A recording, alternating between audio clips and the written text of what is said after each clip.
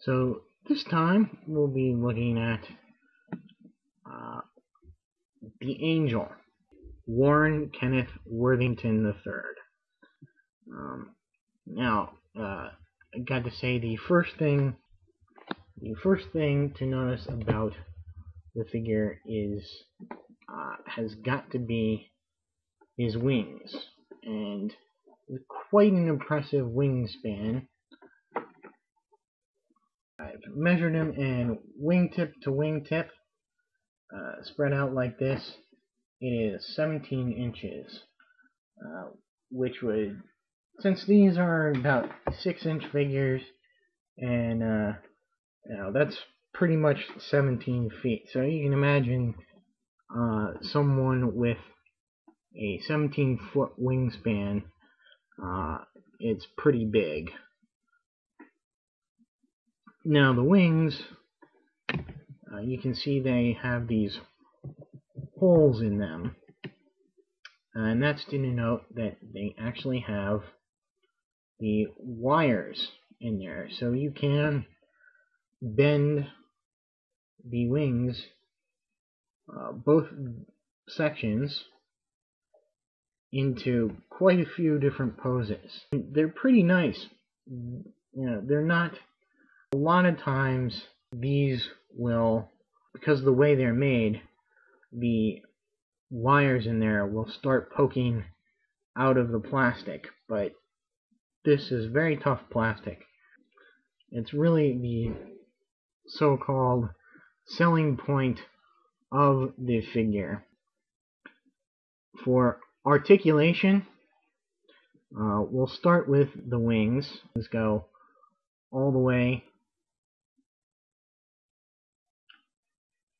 up like that, and they have this system where they kind of lock in close to the body, but you can pull them out farther, both wings, and have them sit like that.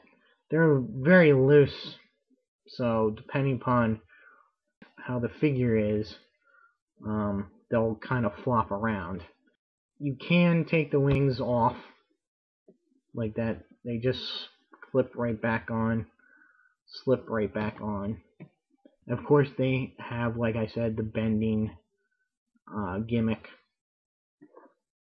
His head does go side to side, and he has neck articulation to give him, make him lift his head in a flying pose, or give him a more forward-looking head when he's posed standing up.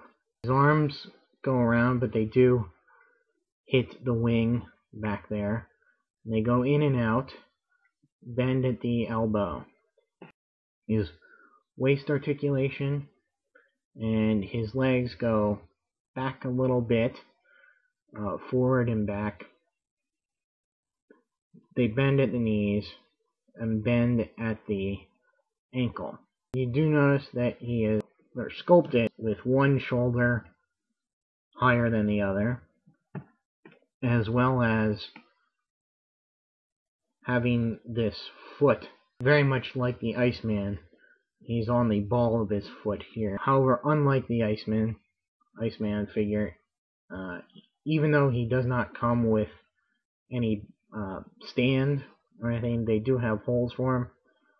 His hole is on the ball of his foot, not the heel of his foot. Obviously, you can tell just by looking at him, he's got wings, so he can fly.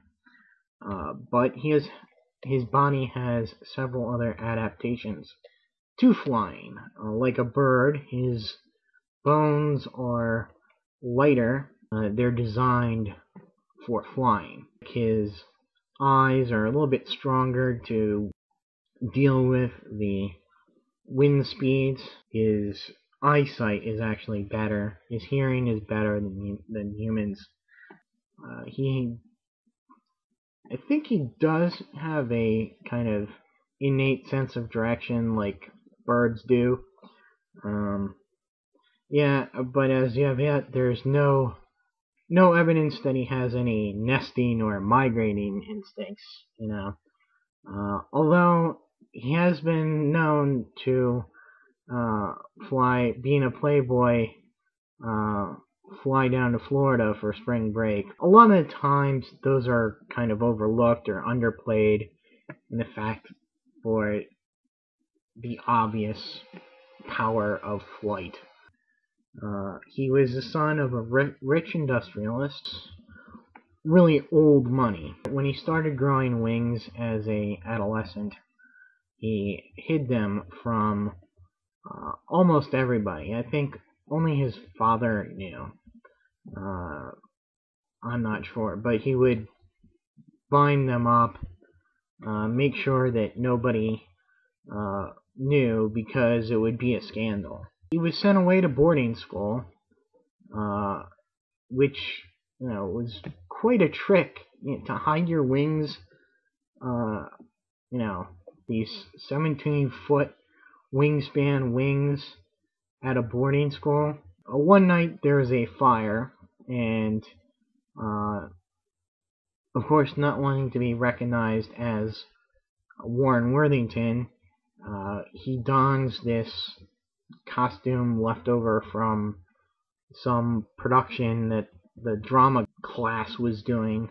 It was an angel costume, your basic angel, like robe, halo, and wig. Went into action as literally an angel. He decided, hey, that's kind of cool to do this.